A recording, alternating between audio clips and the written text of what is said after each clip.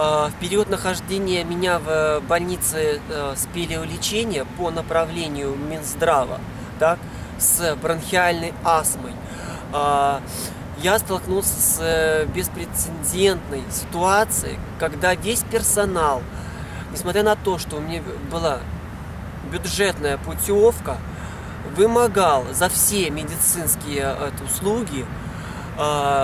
Более того, за питание вымогал с меня денег.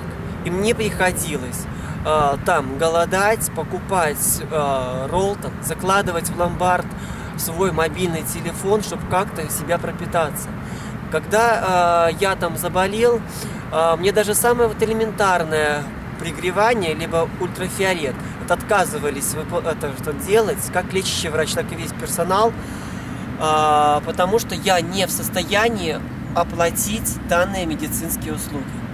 В настоящее время мне уже стало известно, что весь коллектив республиканской больницы спелеолечения города Солигорск подал в отношении меня в суд города Солигорска исковое заявление, чтобы меня привлекли к административной ответственности за клевету, что якобы персонал данной больницы в период моего нахождения на стационаре оказывал мне адекватные медицинские услуги, у которых я в жалобе в Минздрав указываю, что оказаны не были.